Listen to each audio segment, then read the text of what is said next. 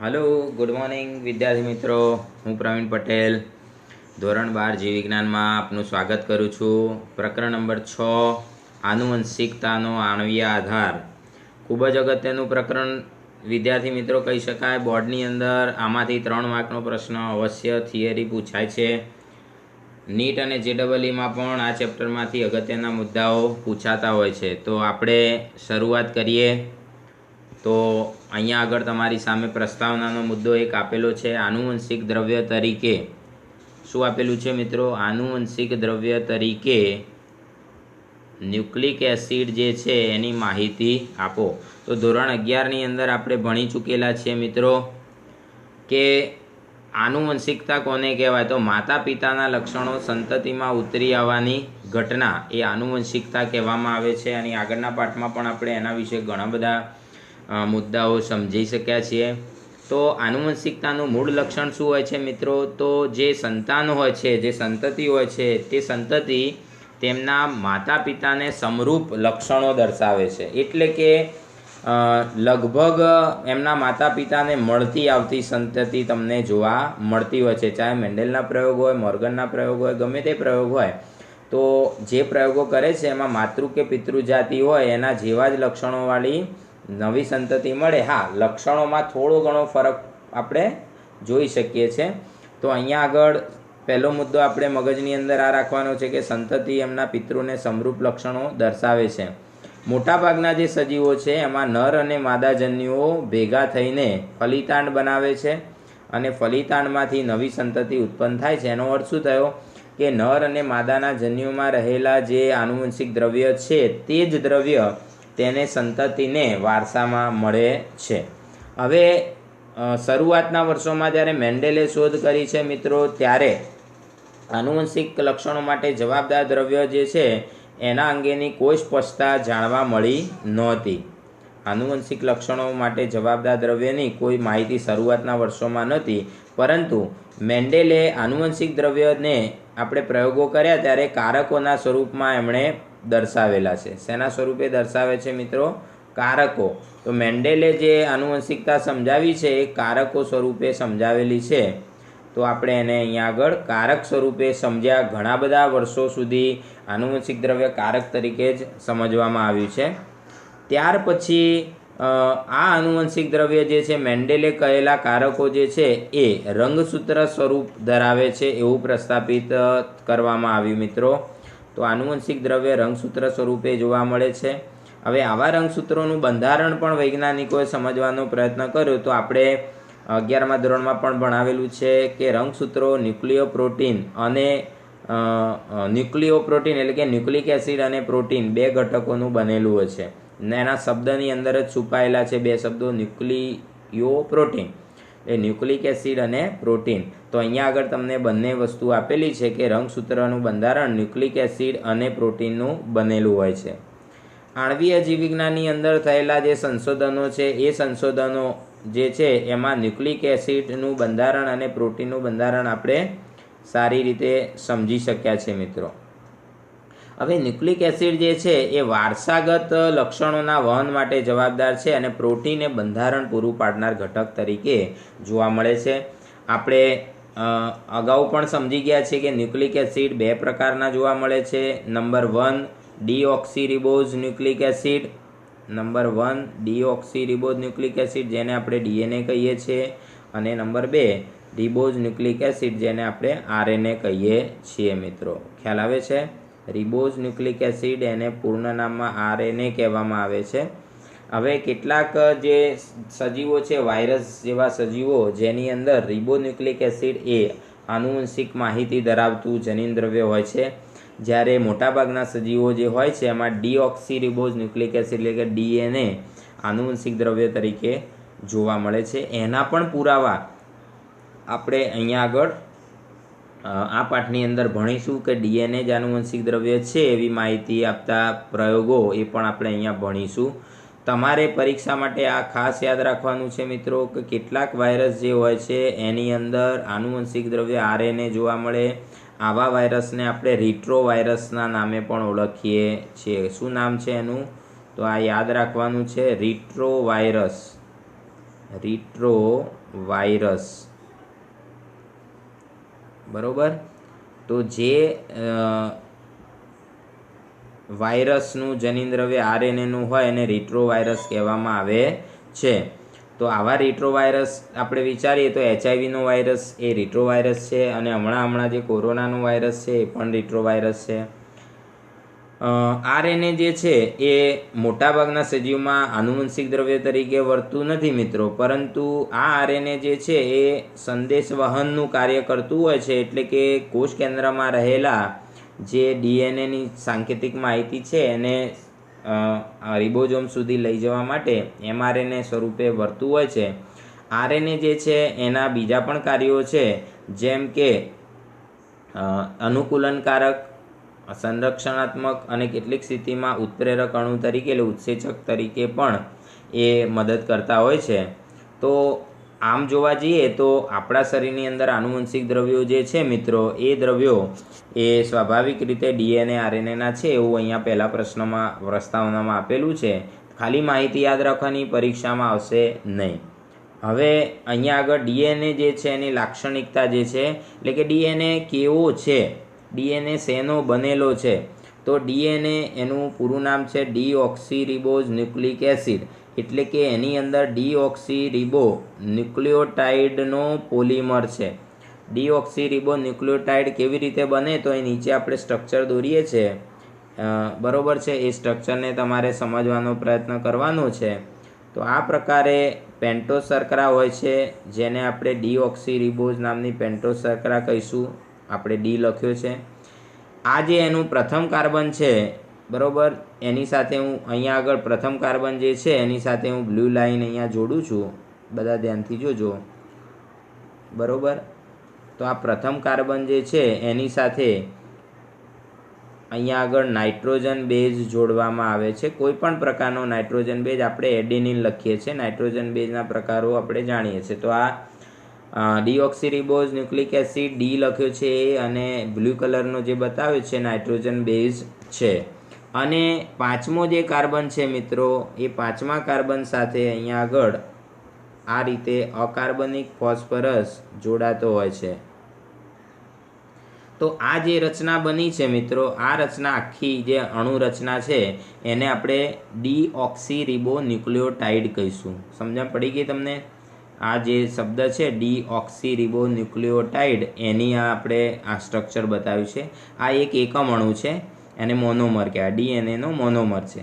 આવા ડીએનએના મોનોમર જોડાઈને આખો એક પોલિમર બનતો હોય છે, જેને આપણે ડીએનએ કહીશું. તો ડીએનએ શું છે એ સમજણ પડી જોઈએ, 11માં પણ ભણેલા છીએ. હવે ડીએનએની લંબાઈ એમાં જોવા મળતા ન્યુક્લિયોટાઇડની સંખ્યાને આધારે દર્શાવી શકાતી હોય છે. હવે એમસીક્યુ માટે આ મુદ્દો તમારે ધીસ ઇઝ ફોર એમસીક્યુ, જે હું લાલ કલરથી માર્ક કરું છું, બરોબર, આ તમારે એમસીક્યુ માટે ખાસ યાદ રાખવાનું છે. પહેલો એમસીક્યુ છે કે ભાઈ 174 બેક્ટેરિયોફેજ આ વાયરસ છે. આ શું છે? વાયરસ છે. તો આ વાયરસની અંદર 5386 બેઝ પેરની જોડીઓ તમને જોવા મળે. જો 5 અને 3 8, એવી રીતે 5 3 8 તો થઈ જાય, અને 6 એ ઠીક છે. વાયરસ કરતાં આ પ્રશ્ન જે છે, જે હું બ્લુ કલરથી કરું છું, જે બ્લોક એ ખાસ યાદ રાખવાનો છે. ઈ કોલાઈ બેક્ટેરિયા, આ ઈ કોલાઈ બેક્ટેરિયાની અંદર 4.6 ગુણ્યા 10⁶ બેઝ પેર જોડીઓ જોવા મળે છે. કેટલી બેઝ પેર જોડી જોવા મળે છે મિત્રો? ઈ કોલાઈ જે છે એની અંદર 4.6 ગુણ્યા 10⁶ બેઝ પેર. હવે બેઝ પેર એટલે શું? તો તમારે યાદ રાખવાનું કે ડીએનએ જે હોય છે એની રચનામાં 2 શૃંખલા હોય, અને સામસામે 2 શૃંખલાઓ એકબીજા સાથે જોડાય ત્યારે નાઇટ્રોજન બેઝની જોડીઓ બનાવે. તો બેઝ પેરનો મતલબ થાય છે નાઇટ્રોજન બેઝની જોડીઓ. ખ્યાલ આવ્યો? તો ઈ કોલાઈના ડેક ડીએનએ જે છે એની અંદર આટલી બેઝ પેર હોય છે. વેરી મોસ્ટ આઈએમપી એમસીક્યુ માટે યાદ રાખવાનું છે. ત્યાર પછી તમારે યાદ રાખવાનું છે લેમ્ડા બેક્ટેરિયોફેજ, એટલે કે આ વાયરસ છે પાછો. બેક્ટેરિયોફેજ આવે એટલે બેક્ટેરિયાની અંદર પરોપજીવી જીવન ગાળી શકે એવા વાયરસ. લેમ્ડા બેક્ટેરિયોફેજ, તો એની બેઝ પેર પણ આ કંઈ બહુ યાદ રાખવાની જરૂર નથી. અને આ જે છે એ તમારે ખાસ અને ખાસ યાદ રાખવાનું છે મનુષ્યની વાત, માનવીની એટલે આપણી પોતાની વાત તો આપણને ખ્યાલ હોવો જોઈએ કે મનુષ્ય જે છે એની અંદર બેઝ પેર કેટલા હોય છે. તો 3.3 × 10⁹ બેઝ પેર એવો ડીએનએ પણ જોવા મળેલો છે. તો આ સામાન્ય એમસીક્યુ માટેનો પ્રશ્ન છે. એમસીક્યુના દૃષ્ટિકોણથી જ તમારે આને સમજવાનો છે. હવે આ વાત જે છે આપણે 11મા ધોરણમાં ભણી ચૂકેલા છીએ મિત્રો. ન્યુક્લિયોટાઇડ, પોલીન્યુક્લિયોટાઇડ શૃંખલાની સંરચના. તો પોલીન્યુક્લિયોટાઇડ શૃંખલા એટલે ડીએનએ કે આરએનએ બનાવવા માટેની જે શૃંખલા છે કેવી રીતે બને? તો એ બને છે ન્યુક્લિયોટાઇડના એકમથી. શેનાથી બને છે? ન્યુક્લિયોટાઇડ. હમણાં આપણે તમને સ્ટ્રક્ચર દોરીને સમજાવ્યું હતું.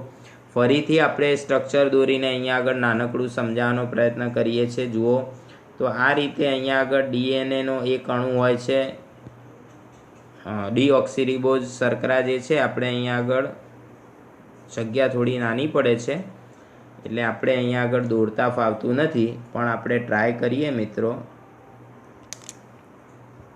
કદાચ નીચે આપેલું હોય તો આપણે નીચે પણ જોઈ લઈએ. ઓકે, અહીંયા આપેલું જ છે. ઓકે, આ રહ્યો જુઓ.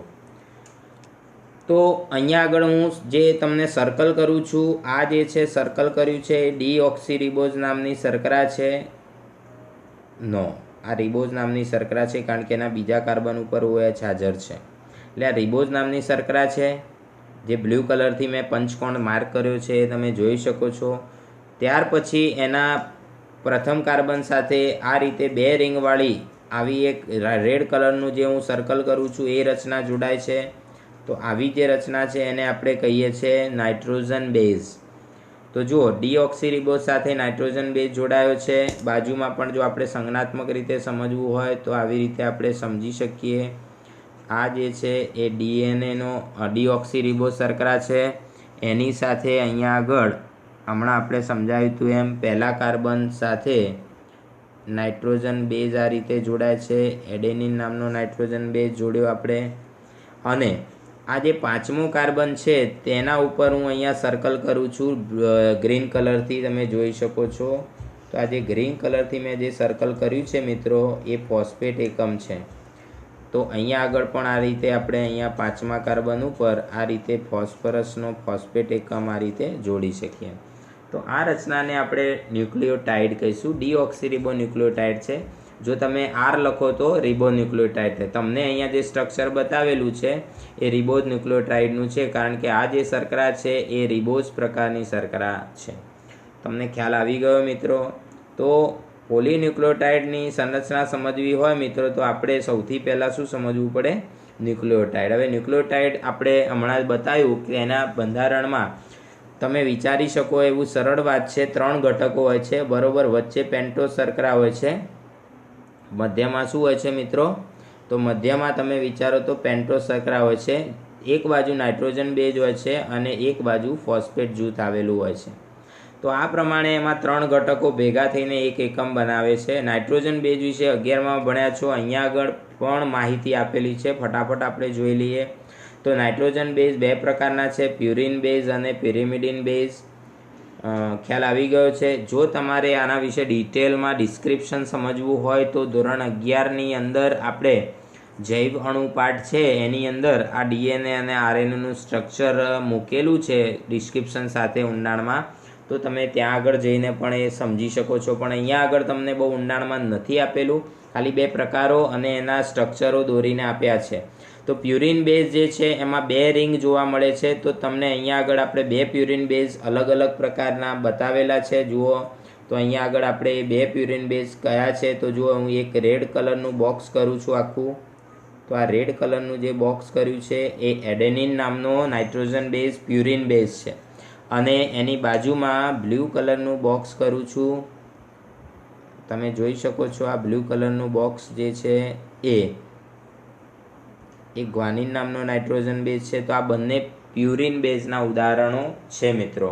હવે પ્યુરિન બેઝ હોય કે પિરિમિડિન બેઝ હોય એમાં મૂળ તફાવત આ છે કે પ્યુરિન બેઝમાં કાર્બન માળખાની 2 રિંગ હોય છે જેમાં એક ષટકોણ અને એક પંચકોણ તમને જોવા મળતું હોય છે. ખ્યાલ આવે છે? અને પિરિમિડિન બેઝ જે છે એના 3 એક્ઝામ્પલ છે. તો અહીંયા આગળ આપણે એને ગોળ રાઉન્ડમાં બતાવીએ તો આ પહેલું ઉદાહરણ છે. આ પહેલો પિરિમિડિન બેઝ છે જેને સાઇટોસિન કહેવાય. આ બીજો છે એને યુરેસિલ કહેવાય અને આ ત્રીજો છે એને થાઇમિન કહેવાય. તો આ પ્રકારે એના સ્ટ્રક્ચરો જે છે એ તમને ખબર પડવી જોઈએ કે કાર્બન માળખાની એકમાત્ર રિંગ હોય તો એને પિરિમિડિન બેઝ કહેવાય અને 2 રિંગવાળી રચનાને પ્યુરિન, એટલે કે એડેનિન ગ્વાનિન છે પ્યુરિન છે, સાઇટોસિન થાઇમિન અને યુરેસિલ એ પિરિમિડિન છે. એમાં સાઇટોસિન ગ્વાનિન એડેનિન એ તો ડીએનએ આરએનએ બધામાં જ હોય છે. યાદ રાખજો મિત્રો, વેરી મોસ્ટ ઇમ્પોર્ટન્ટ. શું તમારે વેરી મોસ્ટ ઇમ્પોર્ટન્ટ યાદ રાખવાનું છે? તો અહીંયા આગળ આ એડેનિન છે, આ ગ્વાનિન છે અને આ સાઇટોસિન જે છે એ ડીએનએ આરએનએ બંનેમાં જોવા મળે છે. પરંતુ જ્યારે આપણે વાત કરીએ યુરેસિલ અને થાઇમિનની મિત્રો, તો યુરેસિલ અને થાઇમિન એ એકબીજાના ઓપ્શનની અંદર ઓપ્શનલ તરીકે આપણને જોવા મળે. યુરેસિલ એ માત્ર આરએનએના બંધારણમાં જ જોવા મળે છે. યુરેસિલ એ માત્ર આરએનએમાં જ જોવા મળે છે, જ્યારે થાઇમિન જે છે એ ડીએનએમાં જોવા મળે છે.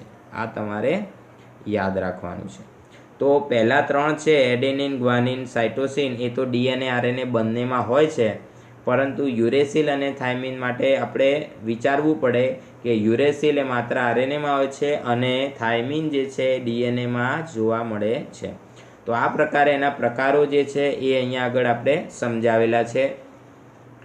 આના સ્ટ્રક્ચર જે છે તમારે દોરવાના આવતા નથી, પણ કદાચ તમને દોરવાના પૂછે તો તમને આવડવા જોઈએ. તો કેવી રીતે દોરવા એના માટે તમારે મારું 11મા ધોરણની અંદર જૈવઅણુ પાઠની અંદર આ ડીએનએનું જે સ્ટ્રક્ચર છે એ મેં દોરતા શીખવાડેલું છે બરાબર વ્યવસ્થિત રીતે એમાં. તો એમાં જઈને તમે બધા જોઈ શકો છો. ખ્યાલ આવી ગયો? એના માટેની લિંક પણ હું તમને વોટ્સએપ ગ્રુપમાં મૂકી દઈશ મિત્રો, તો ચિંતા કર્યા વગર તમને એ પણ આવડી જશે. તો અત્યારે આપણે આ 5 પ્રકારના નાઇટ્રોજન બેઝ છે એ આપણે સમજીએ. હવે એમસીક્યુના દૃષ્ટિકોણથી જે મુદ્દો તમને સમજાવવા માગું છું એ તમારે ખાસ સમજવાનો છે મિત્રો. તો એમસીક્યુના દૃષ્ટિકોણથી આ જે મુદ્દો સમજાવું છું બરાબર છે એ તમારે ખાસ સમજવાનો છે કે આ જે એડેનિન નામનો નાઇટ્રોજન બેઝ તમને દેખાય છે એ એડેનિન નામના નાઇટ્રોજન બેઝની અંદર એમિનો નામનો ક્રિયાશીલ સમૂહ ષટકોણની ટોચ ઉપર મૂકવાનો હોય છે. એડેનિનમાં એમિનો, એ ફોર એમિનો અને એ ફોર એડેનિન મેચિંગ થઈ ગયું. જુઓ, એડેનિનમાં એમિનો સમૂહ મેં અહીંયા આગળ સ્ટ્રક્ચરમાં ગ્રીન કલરથી બતાવેલું છે. જ્યારે ગ્વાનિન હોય તો ગ્વાનિનની અંદર મિત્રો ષટકોણની ટોચ ઉપર શું મૂકવાનું છે? તો જાંબલી કલરથી મેં બતાવ્યું છે ઓક્સિજન મૂકવાનો છે. બાકીની સ્ટ્રક્ચર રચના તમે જોશો તો ડાબી બાજુનો જે પંચકોણ છે એમાં અહીંયા આગળ નાઇટ્રોજન, હાઇડ્રોજન, નાઇટ્રોજન, હાઇડ્રોજન એ રીતે જોડેલું છે અને એડેનિન જે છે એમાં NHN એવી રીતે બતાવેલું છે. સ્ટ્રક્ચર રચનાની અંદર એ પ્રમાણે આપણને બતાવેલું છે. હવે ગ્વાનિનની અંદર જોઈએ તો અહીંયા આગળ ઓક્સિજન જ્યારે તમે જોડ્યો હોય તો અહીંયા વધારાનો એક હાઇડ્રોજન પણ તમારે જોડવાનો રહેશે અને અહીંયા આગળ એકલો H છે. જુઓ તમે, ખાસ કરીને હું રેડ કલરથી માર્ક કરું છું. એડેનિનની અંદર એકલો H છે અહીંયા આગળ, એની બદલે એડેનિનની અંદર એકલો H છે એની બદલે ગ્વાનિનની અંદર આપણે NH2 સમૂહ મૂકીશું. તો આટલા ફેરફારો તમને જે મેં રંગ કરીને બતાવ્યા છે એ બંનેમાં તમારે ધ્યાન રાખવાના છે. હવે સાઇટોસિન, યુરેસિલ અને થાઇમિન જે છે એમાં પણ એવું જ છે મિત્રો. સાઇટોસિન જે છે એના ટોચે એમિનો સમૂહ આપણે મૂકવાનો છે, જ્યારે આપણે વાત કરીએ છીએ કોની? યુરેસિલ અથવા થાઇમિન. બે ઓપ્શનમાં છે એટલે બંનેની સ્ટ્રક્ચરમાં સામાન્ય જ ફરક છે. તો આમાં ટોચ ઉપર ઓક્સિજન મૂકવાનો રહેશે. તો આ પ્રમાણે સાઇટોસિન એ એમિનો સમૂહવાળું સ્ટ્રક્ચર છે અને યુરેસિલ અને થાઇમિન એ ઓક્સિજનવાળું સ્ટ્રક્ચર છે. હવે સાઇટોસિનમાં તમે જોશો તો દરેક ખૂણા ઉપર અહીંયા NOH, H. તો આ પ્રકારનું સ્ટ્રક્ચર છે. આમાં પણ એવું જ હશે, પણ અહીંયા આગળ તમને જે સ્ટ્રક્ચર જોવા મળે છે મિત્રો એની અંદર અહીંયા આગળ વિશેષ કરીને તમે જોશો તો હું તમને રેડ કલરથી બતાવું છું. એક અહીંયા નાઇટ્રોજન અને અહીંયા આગળ નાઇટ્રોજન તમને જોવા મળશે આ બંને સ્ટ્રક્ચરોની અંદર વિશેષ કરીને. સાથે સાથે તમે જોશો તો બાકીની જે રચના છે એમાં અહીંયા આગળ તમે જોશો તો અહીંયા આગળ જે નાઇટ્રોજન આપેલો છે આ મિત્રો નાઇટ્રોજન, એની બદલે તમે અહીંયા આગળ જોઈ શકો છો અહીંયા હાઇડ્રોજન મૂકેલા છે. તો જે ડિફરન્સ છે સ્ટ્રક્ચરનું તમારે ખાસ ધ્યાન રાખવાનું રહેશે. ડિસ્ક્રિપ્શન ઊંડાણપૂર્વક સમજવું હોય તો તમારે 11માનો વિડીયો હું તમને લિંક મોકલીશ, એ જોઈને જ સમજણ પડશે, ચિંતા ના કરતા. હવે વાત કરીએ નાઇટ્રોજન બેઝ જે છે એ પૂરું થઈ જાય પછી અહીંયા આગળ જે વાક્ય આપેલું છે વાક્ય પર આપણે મુખ્ય ફોકસ કરીએ મિત્રો. તો વાક્ય જે છે રેડ લાઇનમાં આપણે કરીશું. RNAમાં થાઇમિનના સ્થાને યુરેસિલ જોવા મળે. એ આપણે તમને વાત કરી કે યુરેસિલ માત્ર શેમાં હોય છે? RNAમાં જ હોય છે. હવે આગળ વાત આપણે કરીએ મિત્રો. તો બીજો ઘટક છે શર્કરા. એમાં શર્કરા જે છે મિત્રો એમાં પેન્ટોઝ શર્કરા જે છે એ મુખ્ય કહી શકાય. પેન્ટોઝ શર્કરા જે છે એ મુખ્ય ઘટક તરીકે તમને અહીંયા આગળ જોવા મળતી હોય છે. તો આ પેન્ટોઝ શર્કરા છે 5 કાર્બનવાળી શર્કરા. તો એના 2 પ્રકારો છે ને, ડીઓક્સીરિબોઝ અને રિબોઝ. તો અહીંયા આગળ આપણે નામ ઉપર રેડ કલર કરીશું, ડીઓક્સીરિબોઝ અને રિબોઝ. તો DNA હોય તો એમાં ડીઓક્સીરિબોઝ અને RNA હોય તો એમાં રિબોઝ. નાઇટ્રોજન બેઝ જે છે એ પેન્ટોઝ શર્કરાના પ્રથમ કાર્બન પર જ જોડાય છે. આ તમારે ખાસ યાદ રાખવાનું છે, બરાબર. પ્રથમ કાર્બન ઉપર જ એનું જોડાણ થતું હોય છે. જો આપણે એકદમ એને લાઇટ કરી નાખ્યું છે. અને કયો તો ગ્લાયકોસિડિક બંધ દ્વારા જોડાય છે. કેમ? કારણ કે પાણીનો અણુ દૂર થાય એટલે ત્યાં ગ્લાયકોસિડિક બંધ બને છે અને ન્યુક્લિયોસાઇડ બને.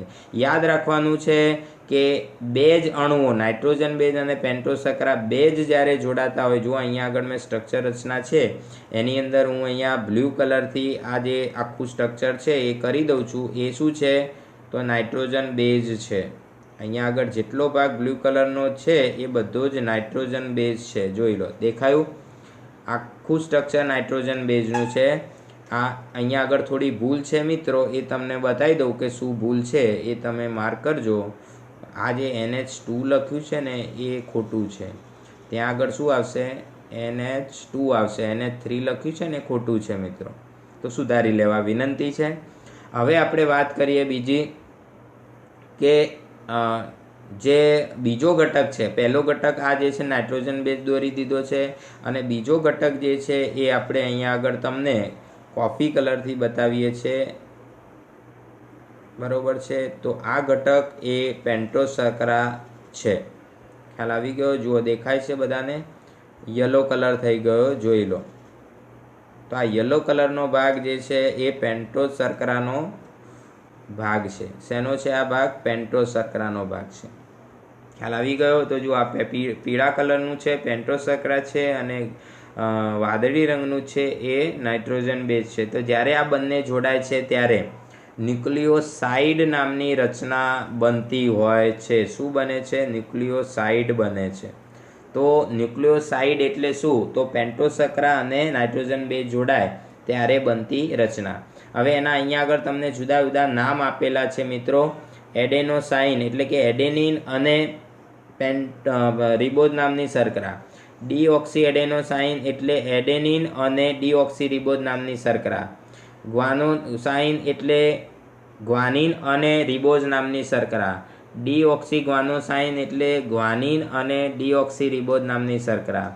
સાઇટિડીન એટલે સાઇટોસિન અને રિબોઝ નામની શર્કરા. ડીઓક્સી સાઇટિડીન એટલે સાઇટોસિન અને ડીઓક્સી રિબોઝ નામની શર્કરા. અને યુરિડિન એટલે યુરેસિલ અને રિબોઝ નામની શર્કરા. હવે અહીંયા તમારે ખાસ વસ્તુ ધ્યાનમાં રાખવાની છે. અહીંયા ડીઓક્સી યુરિડિન એવો શબ્દ નહીં તમે જોઈ શકો મિત્રો. અહીંયા તમને ડીઓક્સી યુરિડિન એવો શબ્દ જોવા નહીં મળે. કયો શબ્દ જોવા મળશે અહીંયા આગળ? ડીઓક્સી થાઇમિડિન જોવા મળે. કેમ એવું? વિચારો, લોજિકલ વિચારો. ડાબી બાજુમાં યુરિડિન છે અને એના ઓપ્શનમાં ડીઓક્સી યુરિડિન કેમ નહીં? જો બધામાં તમે જોશો પહેલેથી જે ઉદાહરણો છે એ ઉદાહરણોમાં તમે જોશો તો એડેનોસાઇન, ડીઓક્સી એડેનોસાઇન, ગ્વાનોસાઇન, ડીઓક્સી ગ્વાનોસાઇન, સાઇટિડીન, ડીઓક્સી સાઇટિડીન. પણ અહીંયા યુરિડિન અને સામે ડીઓક્સી યુરિડિન કેમ નથી? ડીઓક્સી થાઇમિડિન કેમ છે? તો ડીઓક્સીથાઇમિડિન હોવાનું કારણ એ છે કે ડીઓક્સીરિબોઝ નામની શર્કરા હોય તો ત્યાં થાઇમિન જ જોડાય। અહીંયા આગળ જુઓ, તમને મેં અહીંયા આગળ સ્ટ્રક્ચર અહીંયા બતાવ્યું છે, એમાં અહીંયા આગળ લખેલું છે, ઉપર થાઇમિન છે, તો એ ડીએનએની રચનામાં જ હોય એટલે થાઇમિન સાથે ડીઓક્સીરિબોઝ નામની શર્કરા જ જોડાય। એટલા માટે મિત્રો અહીંયા આગળ ડીઓક્સીથાઇમિડિન એવું આપેલું છે। ખ્યાલ આવી ગયો છે મિત્રો? તો આ રિબોસાઇડ બનાવ્યું છે, ન્યુક્લિયોસાઇડ બને છે। શું બને છે?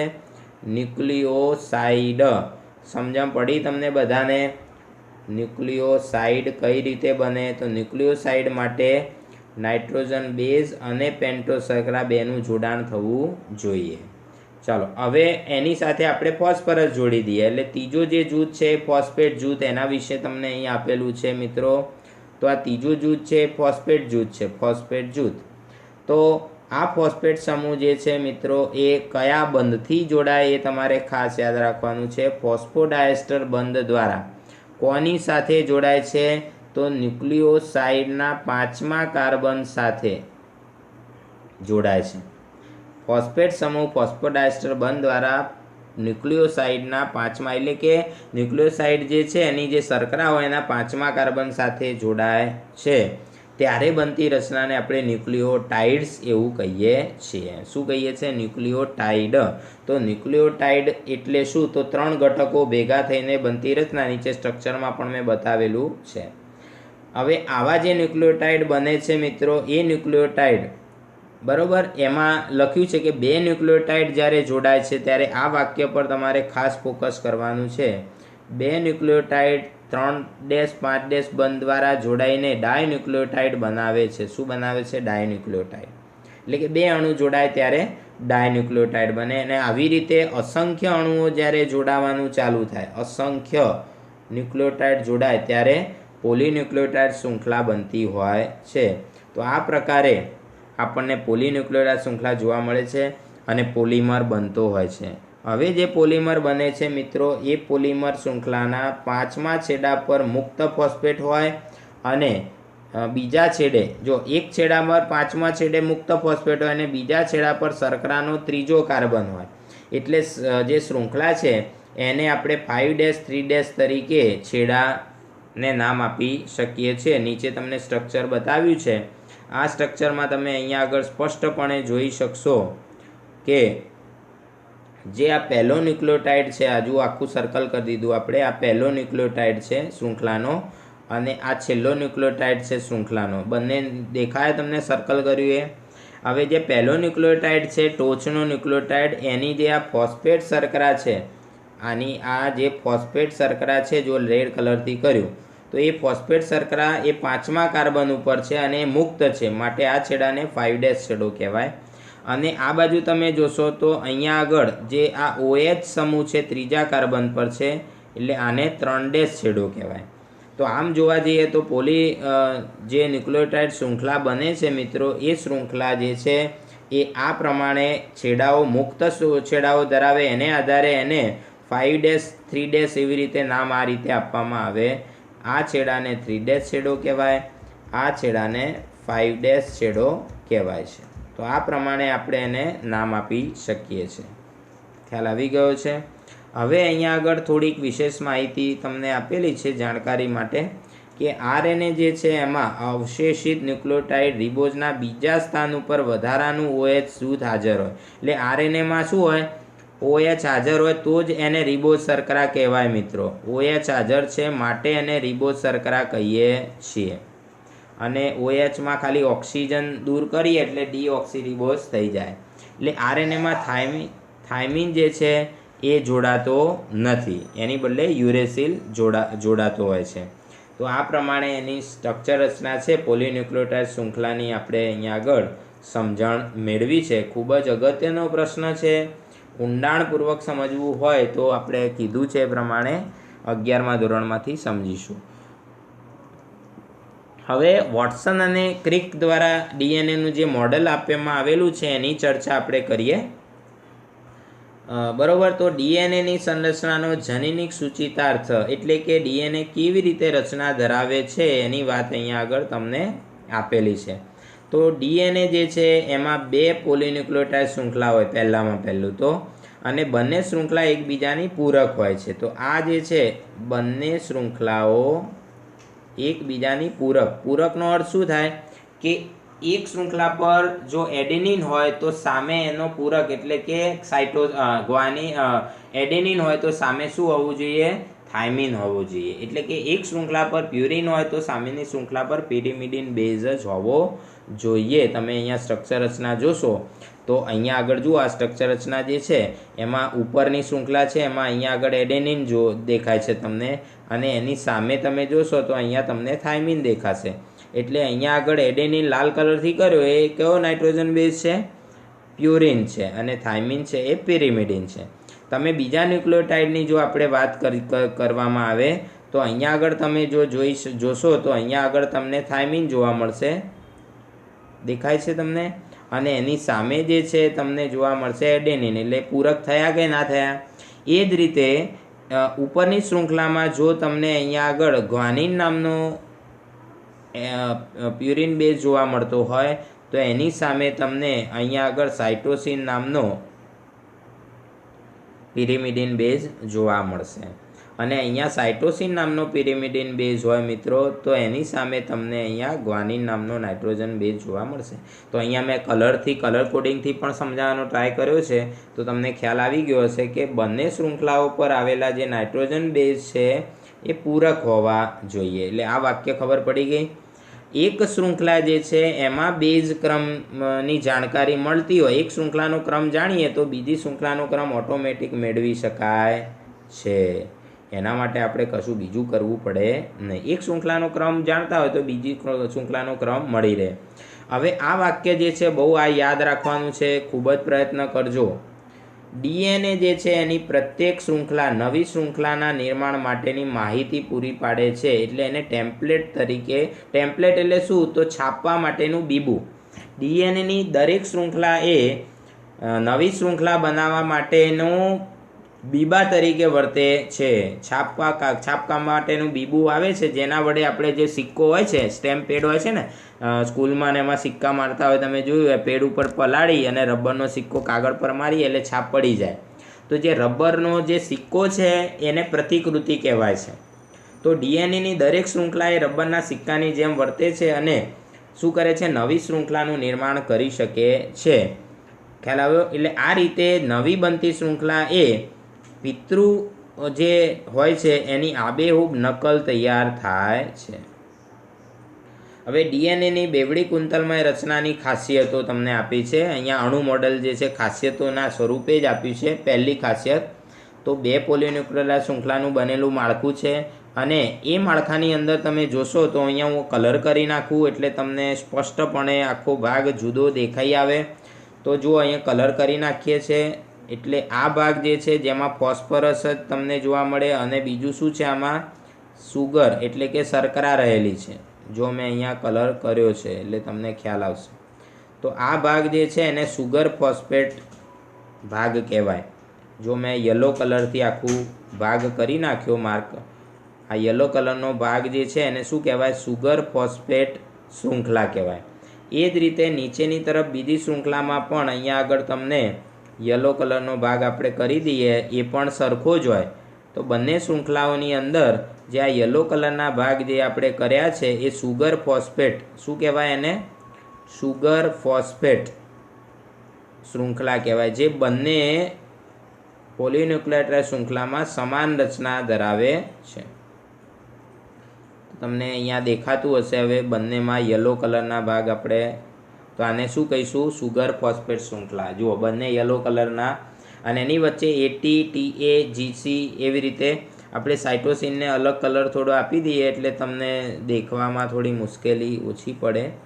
તો અહીંયા આગળ સાઇટોસિનને આપણે કલર આપી દઈએ બ્લેક કલર. કલર થતો નથી.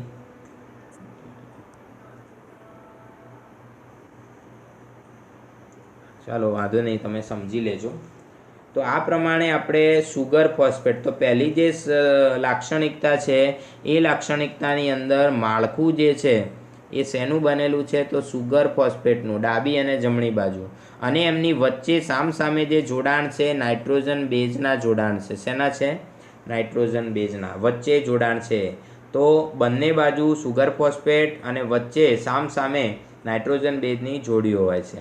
હવે બંને શૃંખલાઓ એકબીજાને પ્રતિ સમાંતર હોય. આ શબ્દ પર ભાર આપવાનો છે, પ્રતિ સમાંતર. એટલે કે એક શૃંખલા ઉપરથી નીચે જતી હોય તો બીજી શૃંખલા નીચેથી ઉપર.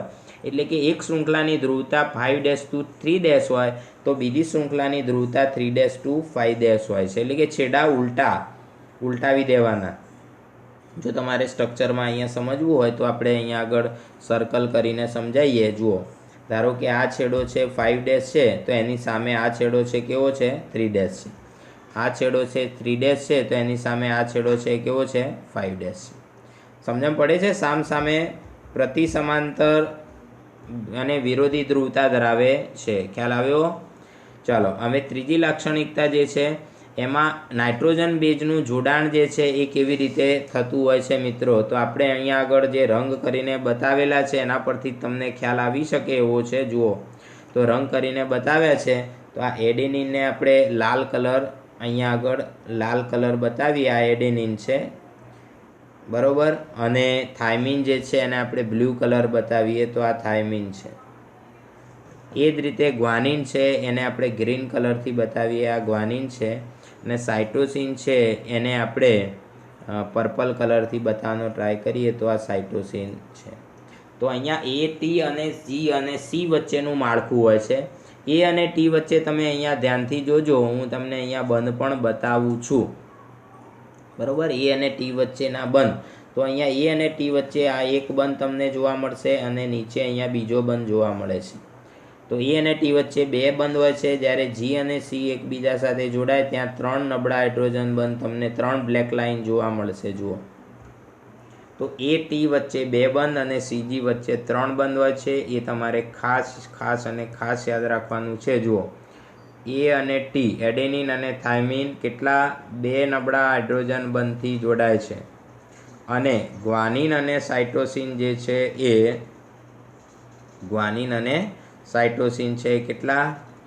તો અહીંયા આગળ ગ્વાનિન અને સાઇટોસિન એ 3 નબળા હાઇડ્રોજન બંધથી જોડાય છે, 3 બંધથી. તો ATCG આવી રીતે તમારે યાદ રાખવાનું.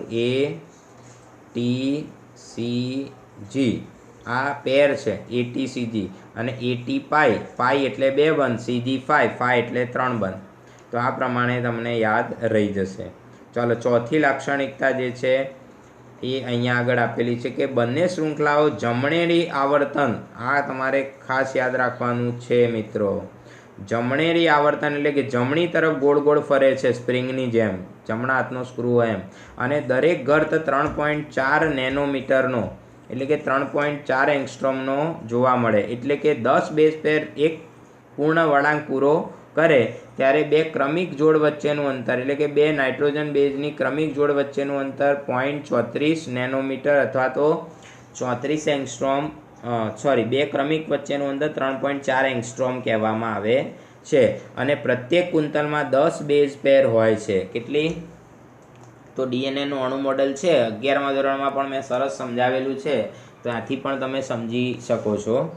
પછી છેલ્લો મુદ્દો જે છે મહત્વનો કે બેવડા કુંતલ જે છે એમાં એક બેઝની સપાટી પર બીજી સ્થિત હોય જે કુંતલમય રચનાને સ્થાયિત્વ આપે. એટલે કે કુંતલ જે બને છે એ સ્થિર કુંતલ હોય. તો આ પ્રમાણે ડીએનએનું જે અણુ મોડલ છે એના 6 મુદ્દા તમારે ખાસ યાદ રાખવાના છે. તો તમને બધાને ખ્યાલ આવી ગયો હશે. ખ્યાલ આવે છે મિત્રો? તો આ પ્રમાણે આપણે અહીંયા આગળ ડીએનએની જે રચના છે ન્યુક્લિક એસિડ તરીકે એ પૂરી કરેલી છે. આરએનએની રચનામાં આવું જ હોય, ખાલી ડીની બદલે આર નામનો એટલે કે રિબોઝ નામનો પેન્ટોઝ શર્કરાનો અણુ લેવાનો છે. એમાં એક જ શૃંખલા હોય છે. તો અહીંયા આગળ આપણે આજનો પીરિયડ પૂરો કરીએ છીએ મિત્રો. અને તમે આ જે ડીએનએનું મોડલ ચલાવ્યું છે એ ખૂબ અગત્યનો પ્રશ્ન કહેવાય. અને નાઇટ્રોજન બેઝ જે છે એ પણ અગત્યનું કહેવાય. તો એ 2 વસ્તુ તમે વારંવાર લખીને તૈયાર કરજો. વધુ આવતા પીરિયડમાં આપણે વાત કરીશું. ત્યાં સુધી સર્વે મિત્રો બેસ્ટ ઓફ લક અને સારી તૈયારી કરશો. એવી જ આશા સાથે જય સ્વામિનારાયણ.